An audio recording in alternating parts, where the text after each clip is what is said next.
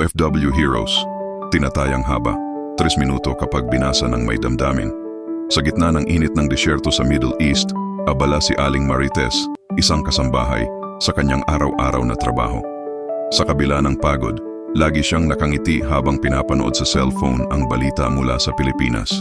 Isang gabi, nabalitaan niyang sinalanta ng bagyo ang kanilang bayan sa Samar.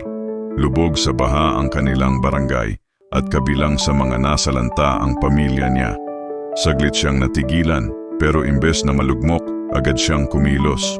Hindi ko man sila mayakap ngayon. Gusto kong malaman nilang hindi ako napakalayo para tumulong. Bulong niya habang nag-iipon ng kaunting pera mula sa kanyang sahod. Sa parehong oras, libu-libong kilometro ang layo, sa malamig na lungsod ng Milan, Italy, nagtitipon ang grupo ng mga Pinoy caregivers at nurses. Nakasuot sila ng makapal na jacket, pero mainit ang kanilang puso. Nag-organisa sila ng online fund drive, tulong bayanihan para sa Pinas. Isang gabi lang, daan-daang euro ang kanilang naipon. May nagbigay ng maliit, may nagbigay ng malaki, pero lahat ay nagmula sa puso. Samantala sa Dubai, si Rico, isang construction worker, ay nagpadala rin ng tulong. Kahit kapos sa budget, nag-abono siya mula sa kanyang sahod para lang makapagbigay. Hindi kailangan ng milyon para maging bayani, sabi niya sa mga kasamahan. Kahit kaunting tulong, kapag pinagsama-sama, malaking ginhawa sa iba. Dumami pa ang mga nagpaabot ng donasyon mula Qatar, Saudi Arabia, Spain, Germany at iba pang panig ng mundo.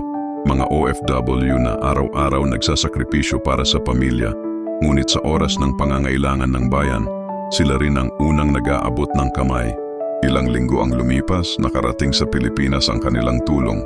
Mga kahon ng pagkain, gamot at pondo para sa pagpapatayo ng mga nasirang bahay. Habang pinapanood nila ang mga video ng pasasalamat mula sa kanilang mga kababayan, hindi mapigilan ni Aling Marites ang mapaluha. Hindi kami nakasuot ng uniforme ng sundalo o nurse ngayon, pero sa sariling paraan, lumaban din kami para sa bayan, para sa pamilya. Sabi niya sa isang video call. Sa likod ng bawat remittance, sa bawat padala at sa bawat sakripisyo, may kwento ng pagmamahal, malasakit at kabayanihan. Sila ang mga OFW heroes, tahimik, matatag at patuloy na nagmamahal sa Pilipinas kahit malayo